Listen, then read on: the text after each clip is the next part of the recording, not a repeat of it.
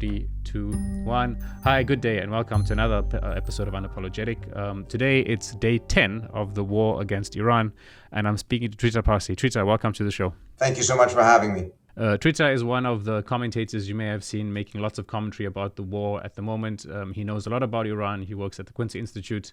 So far, Trita, in this war, 1,300 people in Iran have been killed that we know of. Almost 300 people in Lebanon, or more than that, have been killed. 500,000 people in Lebanon have been displaced. Probably thousands of people in Tehran, a city of 9 million people, have also fled their homes and elsewhere in Iran. We've seen desalination plants being struck in Bahrain and in Iran itself. Iran has attacked almost all the Gulf countries. It's attacked Jordan, it's attacked Israel, it's attacked as far as Azerbaijan and South Turkey. The war doesn't seem to end. The US has made more than 1,000 strikes on Iran. Israel has participated in some of those strikes and been completely independent in others. We've seen schools being hit.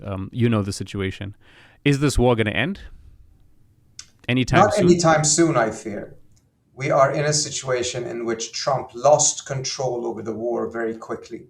He thought that this was going to be no more than a couple of days. He told regional leaders this would last no more than 4 days. He thought that this was slightly more than Venezuela.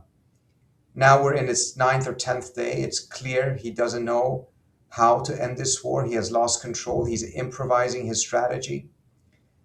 This took about 5 months to reach this point in the Iraq war as a point of comparison, in the sense that the Iraq war went according to plan for the first 5 or so months.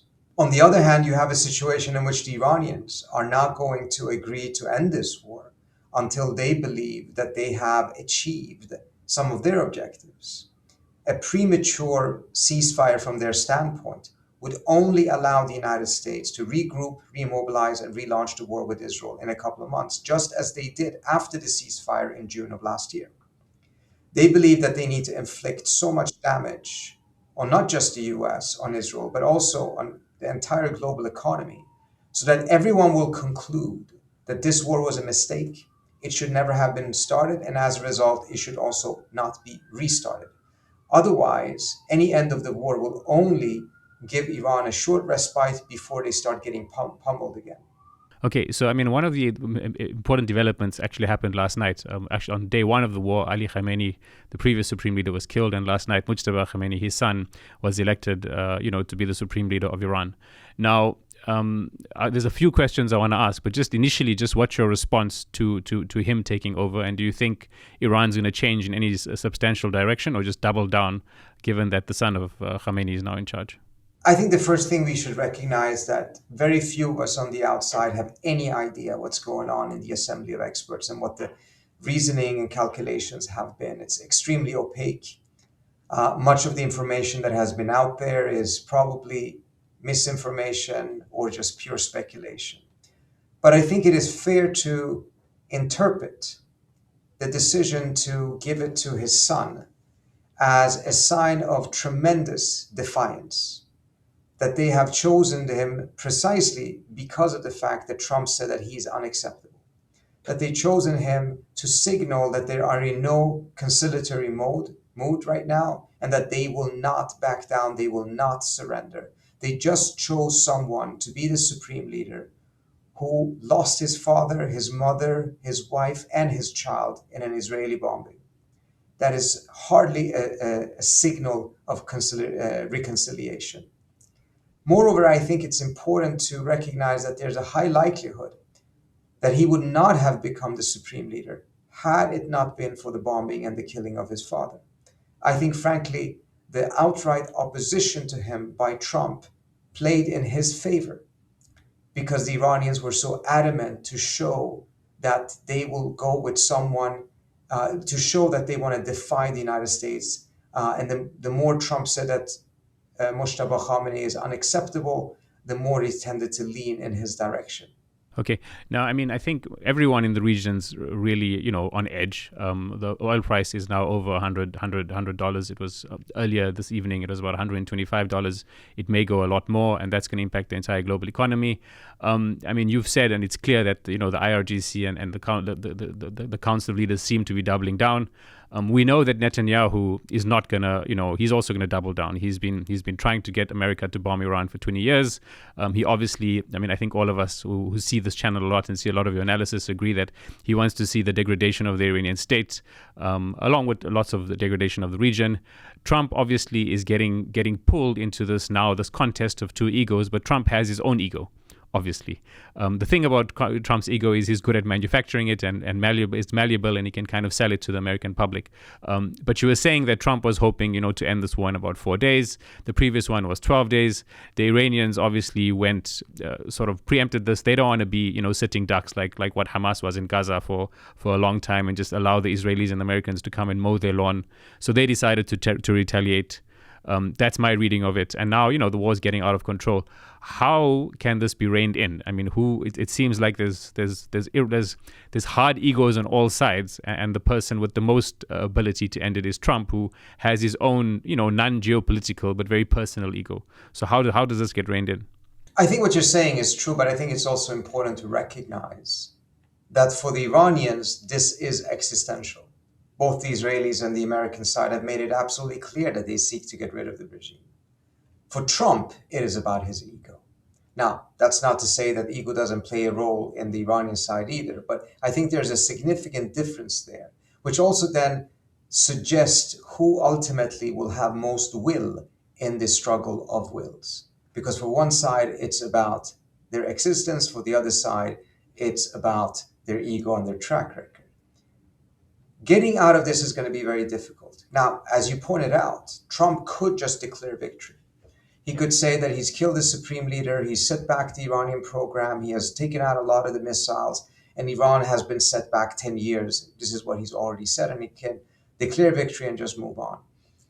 I don't think, however, that will be acceptable to the Iranians. I think there's a likelihood that they will continue to strike even after that, because they don't want to be in a situation after this war in which they're dramatically far worse off than they were before, because their country will be largely destroyed, their ability to sell oil will be significantly diminished, their prospects for sanctions relief will have been eliminated.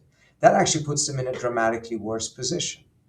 So I think they actually have an incentive on their end to continue fighting until they get a pathway that is not just out of the war, but out of the economic misery that they have been put in.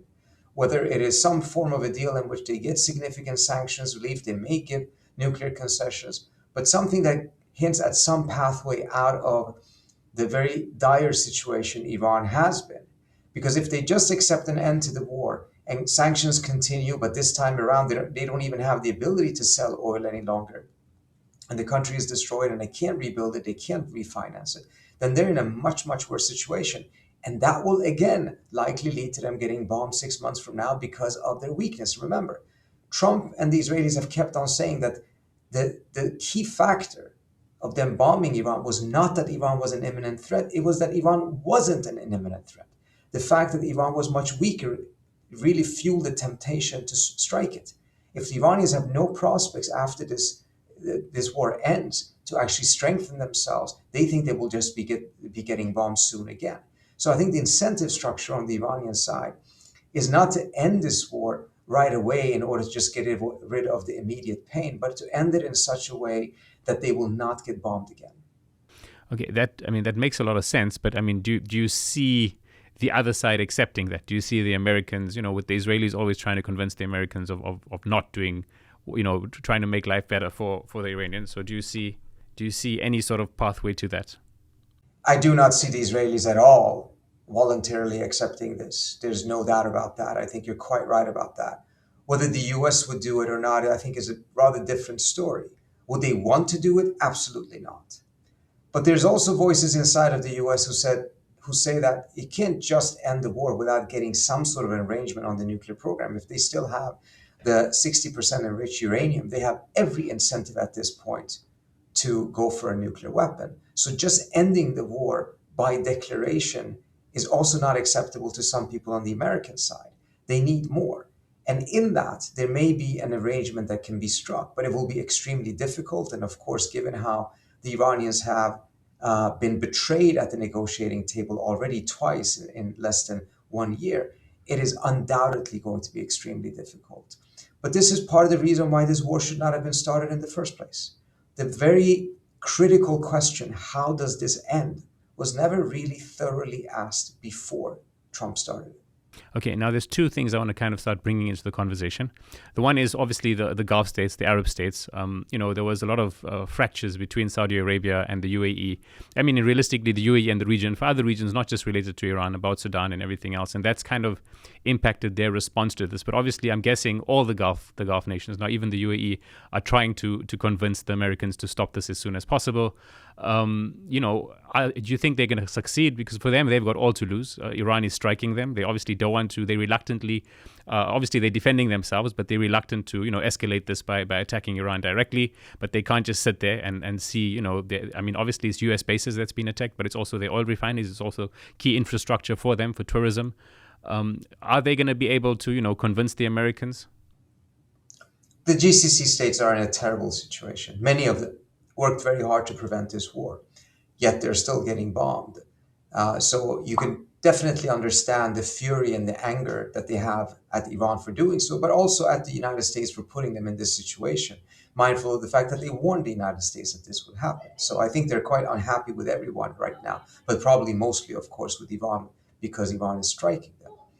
But I think the way this is also going is one way in which the Iranians are aiming to destroy as much of these bases as possible in order to ensure that in the post-war situation, they actually won't be rebuilt. And that there won't even be a desire on the side of the GCC necessarily to rebuild them, because these bases were supposed to provide them with security. Iran was supposed to not be able to attack them because of these bases. The fact that it attacked them would have been in spite of these bases, but in reality, it turned out that it's attacking them because of these bases. Now, from their standpoint, can they put that pressure on the United States? I do think that the combination of collapsing oil markets, GCC states pressuring both Iran and the United States to come to an end to this, as well as pressure from other states who will start feeling the pain of this as well. We saw that Iran today apparently even shot a missile at American base in Turkey, which really I think is quite surprising. I did not believe that I believe the Iranians will do everything they can to avoid any tensions with Turkey at this point.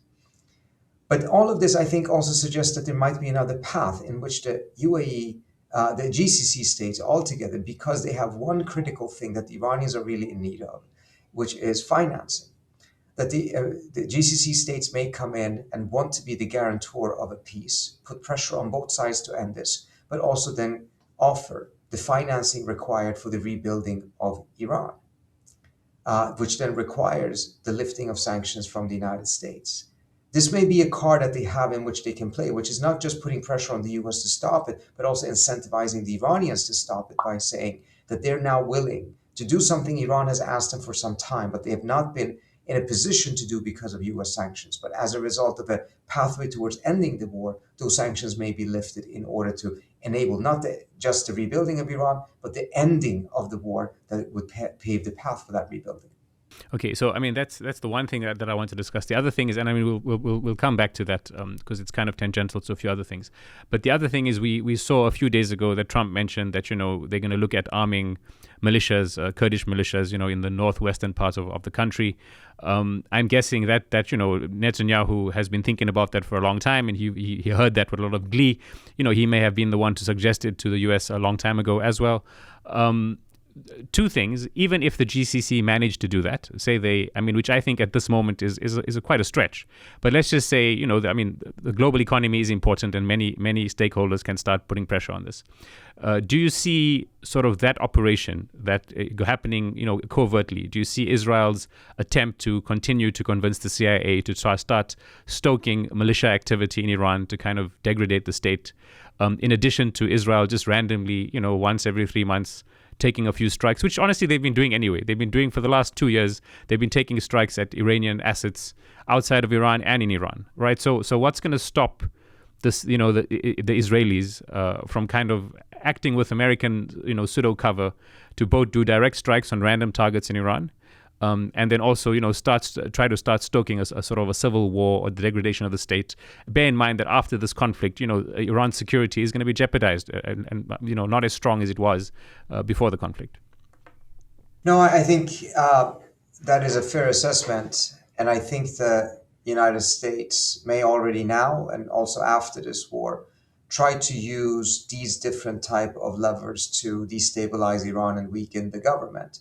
In this war scenario, no, I think it's important to understand that using the Kurds or any other ethnic group will really also have a counter effect of mobilizing much of the rest of the country against the United States. The narrative that the government has been advancing, which is that this is not an attack on just the regime, it's an attack on all of Iran. When Trump says that Iran's map may not look the same as it does after the war, that is not just about changing the regime now, it's about changing Iran's territorial integrity. That really works in the favor of the regime, and people are rallying around the flag, particularly also when he's talking about arming Kurdish militias. Now, he's now said that he's not thinking about that any longer, but who knows, he seems to be changing his mind all the time, because at the end of the day, he's lost control of this war and he's improvising at this point. Okay, now coming back to the point about the GCC. Now, the GCC obviously will try what they can to de-escalate the war, and I do think they'll succeed superficially at some point. It may be 2 weeks from now, it may be 3 months from now, but I do think they may superficially succeed. Superficially meaning that Trump agrees that yes, the BS will be reining in, but there may still be operations going on as we just discussed. But the thing is, what leverage do they have? What leverage does the GCC have, and how would they want to start rethinking their relationship? You mentioned that their relationship with the US now will be more tenuous because the bases that they put there so they can be protected, that didn't work out. They're obviously going to be very angry. They already probably are very angry with Israel, not just for Iran, but for what it's done in Gaza. But this now actually puts them, it almost makes it existential for them. Do they have levers in terms of Russia and China or other levers that they could kind of start pulling to in the long term try to forge a new path so that the Americans and the Israelis can give them can actually respect their wishes a bit more, unlike they have in this last 2 years? I do think that the GCC actually does have a tremendous amount of leverage. At the end of the day, they are very, very significant investors in the American economy. They also have a lot of business dealings with the Trump family itself. But they've already seen that they have started to hint that this is something that they may play on, that they may actually use some of these levers that they have to pressure Trump.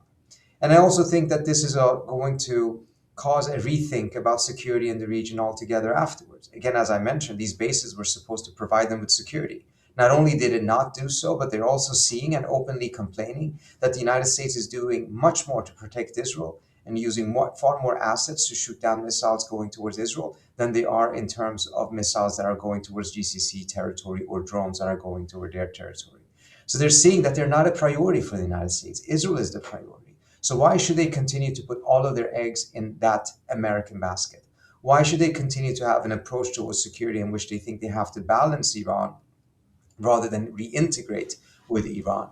And of course, this is going to be very difficult, mindful of what Iran has done as well. But I think the entire fundamentals of their security thinking has been put under question by this war. Okay, now just turning a bit to the pressure that can be applied to Trump inside of America. The MAGA base is kind of split on this. Trump ran on a platform of not going to war. I think he in his own mind thought that he could do a bunch of wars, which they are quick victories, not even wars, sort of victories. So he went and, he captured Maduro. He's been threatening Greenland. His previous assaults on Iran were short-lived, and I thought he probably, like a maverick, thought that this is how he can go about solving wars with deep American investment. At the same time, there's figures on the right inside of MAGA. Tucker Carlson is probably most prominent among them, who are really kind of applying pressure now on Israel, talking about how the state has been captured, or the foreign policy at least has been captured by Israel, talking openly about how this is, going against some of the MAGA fundamentals. Do you think that's going to be like long lasting? Do you think that's a big shift, or do you think that Trump sees other polling and he's convinced that MAGA actually wants this and he's going to be able to win the battle for the right in the USA, especially because he can still lean on Islamophobia in terms of dealing with Iran? No, I think that we have crossed the Rubicon on this. Israel's influence in the United States is going to be waning. The question is how fast. But there is a generational shift both on the left and on the right that not just are skeptical of Israel at this point, but they're outright opposed to Israel. And they're outright opposed to the US-Israeli relationship, in which their view, both on the left and on the right, the Israelis have far much influence in the United States and have been a key factor pushing the United States into various wars. If there was any speculation about that before, whether that was a theory before, at this point, it is an established fact in the minds of a lot of people that are under 40 years old in the United States, whether on the right or whether on the left. Within MAGA, frankly, those viewpoints are even stronger than they are on the left. The left has shifted in this direction in the last 20 years. MAGA has shifted in this direction in the last couple of years, but with a pace and a speed that has really taken a lot of people by surprise. In their view, Israel is pushing the United States aggressively into all of these different foreign policy adventures. And from their view, any one of these adventures is a distraction from what they think was the critical thing Trump needed to do in terms of the border, in terms of fentanyl, and all of these different domestic crises. Anything that takes attention away from that, in their view, is a major, major problem. And no one, no country is doing it more so than Israel, and no leader is doing so more than Netanyahu. Now, Trump, I think, understands this, but he's been showing some polls that seem very questionable, that suggest that he has strong support in his base, and he's been referencing those. I think he understands that the situation is much worse. He is now desperately trying to turn this defeat into a victory by throwing everything he can at Iran in the hope that he will be able to turn the table on the Iranians before his base start actually organizing against this war. At this point, the base is skeptical of the war. Some elements within it are outright opposed to it, but we're not seeing a lot of public pressure on the White House. His calculation is that he needs to end this war, win this war, before that pressure actually starts to become organized against him. Okay, I mean, let's just talk a bit about China, right? So there's been an argument in the State Department for almost the turn of the century that, the U.S. should not be focusing on wars in the Middle East. It should be moving out. It should be focusing on China. China is the real, competitor to America in terms of economy, in terms of military. It's by many measures, it has a stronger economy than the U.S. now. Not all measures, but by some measures. Now, China also does rely on Iran for a lot of its oil. If the Americans succeed in degrading the Iranian state and ensuring that relationship where China gets oil from Iran, they will indirectly sort of impact China in some way. Do you buy that narrative, or do you think that this is more bad news for America, or do you think there's some way? Yeah, from the standpoint that this somehow would be a defeat for the Chinese, I think this is, at this point, a disastrous development for the United States. If the US is getting dragged far deeper into the Middle East once again, it doesn't have a plan for an exit. It doesn't have an operational guidance on how to actually manage this war. So I think this is disastrous for them. The Chinese are very closely monitoring the war. They have ships that is collecting intelligence on a daily basis in the Persian Gulf. And they are studying how the United States conducts war. And they're also studying how the Iranians have managed to use their weakness to their advantage in this war. Not to say that the Iranians are winning, but again, this war should have been over by now if American planning actually had any relationship with reality. Moreover, I think from the Chinese standpoint, I think there was always a viewpoint here in Washington that if the regime really was close to falling, at that moment, perhaps the Chinese and the Russians would step in and try to save it, mindful of the fact that the collapse of the regime probably would be seen quite negatively in Beijing and Moscow. I think there's a different reality. I think the reality is actually that the Chinese and the Russians are more inclined to support Iran now when they see that the Iranians are fighting back. They're inflicting a cost on the United States, and that they are very likely to survive the war. But if you invest now in the Iranians, you actually get more bang for the buck because you're not saving them. You're getting a return on your investment because of the manner that this war is now weakening the United States. So I actually think that as this war goes on, and the Iranians are not folding and they're inflicting a cost on the US, it actually increases the likelihood that the support that they already are given from China and Beijing, which probably at this point is mostly intelligence, may actually increase. Okay, let's assume the war goes on for 6 more months. What do you think that type of aid from China China and Russia would be? Well, at that point, if this is going on that long, it will probably be measures beyond intelligence in which the Chinese would be providing both military and non-military material for the Iranians to be able to sustain themselves. The Iranians are going to be in a very tough position if this goes on for 6 months. There is no doubt about that. The United States is going to be in a terrible position as well. Obviously, the US is a massive country, it's a superpower. You're not going to have the same type of problem for the US, but politically, it will almost become existential for Trump if this goes on for 6 months. The fact that his party would be going to the polls in November, having started an endless war, a war that was supposed to last 4 years, but is lasting 6 months. And at a moment in which his base was already starting to get lukewarm because he was not focusing on the domestic issues that they wanted. He was promising to be a peace president, but instead he's now started a completely unnecessary war that has turned into an endless war. This will be a disaster. And part of the reason why this really should be worrying Trump, of course, is that if this leads to that disaster in which the Democrats take both the House and the Senate from the Republicans, then the Democrats are very likely to pursue impeachment of Trump once more. And that is clearly not something that he wants to see. Trita Parsi, thank you so much for your time. It's been good listening from you, and best of luck with everything you're doing. You too. Thank you so much. Thank you. Bye-bye.